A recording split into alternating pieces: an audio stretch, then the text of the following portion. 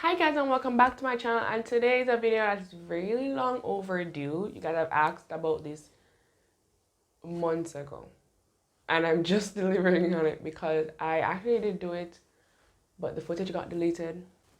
That's okay though. But today I'm going to be showing you how to fix the splits in your skirts.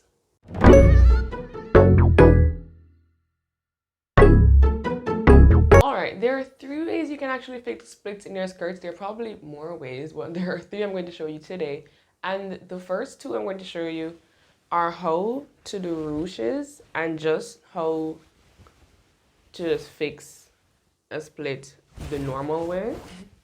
Now this really is going to be kind of like I'm going to be showing you 2 ways, but one of the ways can be used for both. So essentially for the first example, I'm going to be showing you 2 in 1. I'm going to be showing you how to do the normal fixing, and then I'm going to show you how to do the ruche in the same example. Don't worry, it's not that hard, really. And the reason I know it's not that hard because this is something I did on my way to take the same picture in this skirt. Like it took me a couple minutes in the car while the car was moving, and it was just like that. And it was like an impromptu thing. I didn't even know what I was doing until I did it. So you guys are going to like this one. It's not that hard. So let me show you how it's done. So essentially the aim is to just get these 2 pieces into one. Now you want it to look as natural, meaning like that was the original style of a skirt, which means you can't do anything that would disrupt the original flow, meaning the structure of the skirt. Okay? If you see for these 2 edges, when you rub against it, it shows that there is space, and that's what we'll be using for today's example. Now I've already strung the needle, and what you're going to do is put the needle at the exact edge. It can't go too far above or too far below. It has to be exactly at that middle section. And I'm going to push the needle through and take it out that part. And what I'm going to do is go right across, directly across from that, and push the needle through that side. And also it has to be exactly in the middle. So when I push it through that side, I go down a bit, pull the needle back through, and pull all the way down. And if you see how that creates, you see how that causes this split to now come together as one. Now, as shown in the yellow skirt, it's really just you continuing that motion really all the way to the point where you want to stop that split, or if you want to go all the way down to the end of the skirt. But for the ruching, what I'm going to tell you to do is carry it down about an inch, just about an inch. And then when you reach about an inch, you're going to pull on the thread and pull the skirt and pull them in the opposite direction. And you're going to see that creates that ruche effect. And that you continue that every inch you pull, and then you continue again, and then you pull. It has to be every inch. So for this style, you really have to watch where you put the needle, because where you put it on one side, it has to be really close on the other side. Okay? Because if you put them too big, it's really going to look like gaps in your skirt, and it's just not sewn correctly. So you're going to put them close to each other, as you can see that I'm doing. I'm going to show you that again. You're going to push through this side, directly across on the other side, and then you go a little downwards. A little. Not a lot, because if you do it too much, it's not going to give you that good ruche effect. So I'm going to show you this again. You push the needle through the middle section on one side, pull it downwards a bit, and then you push it through the other side, directly across, and then you just continue that. You're sort of making an S through these two sections of the skirt, you're just making an S, a closely packed S, all the way down to the end of the skirt. And for the ruching, remember every inch you pull thread and skirt opposite direction to create that bunching. That is called the ruche.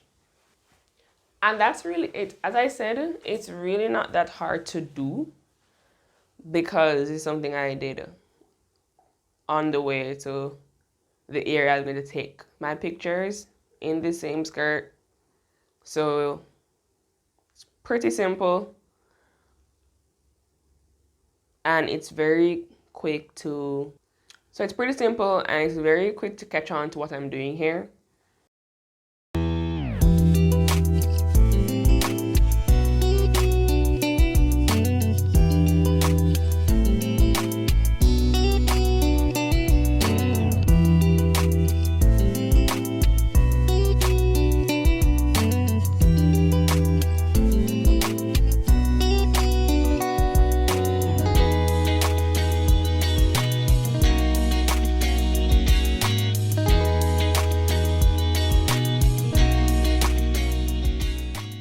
So as I said, it's pretty simple and it's very quick to catch on to because, as I said, this is something I did on the way to somewhere.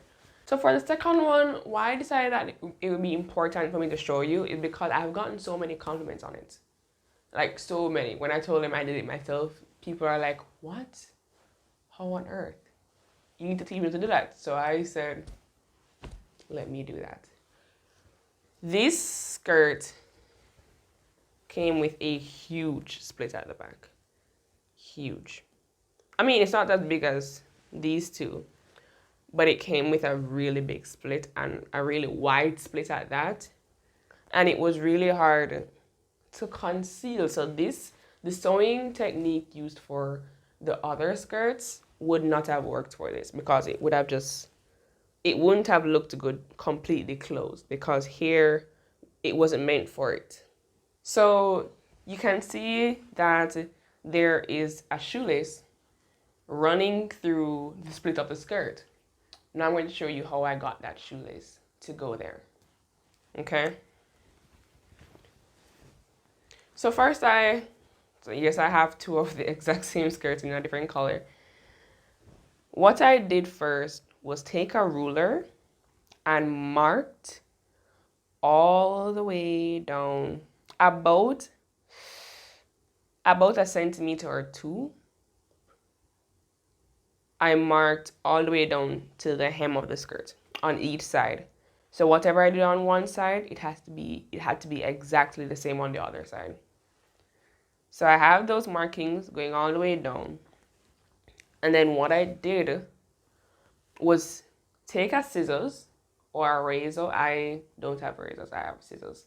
And you have to make sure that the hole you're cutting is not too big because that will just look tacky. What you're going to do is fold that part of the skirt where the marking is.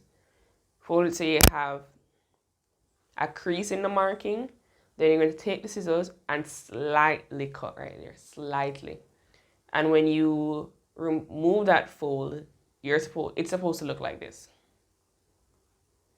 Right? And you're going to do that all the way down on both sides.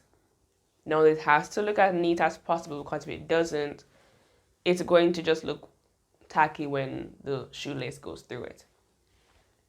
So you're going to cut all the way down and then you're going to take a shoelace. I took black because black goes with everything. And I put it through one. It's like you're tying a shoelace. You know how you lace up the shoes, your sneakers? It's the same thing. You're going to lace up the skirt. You're going to put it on equal sides on both sides and then cross it to the other side and then cross it again, and you're going to continue that on your way down. And this is probably simpler than the first way I showed you with the ruching. It's much simpler, but it's just so much cooler because it just adds a certain effect to the skirt that wasn't there before. And you're going to continue that all the way down until you reach the end. Now, as you can, at the end, what I just do is tie the end of the skirt, and that's basically it. Now, I don't want to think that that's all that there is to it. It's not. No, that's not what I'm gonna say. No. No, I don't want you to think that I have just done these examples and just put the skirts down. I have not. I've been wearing them so many times.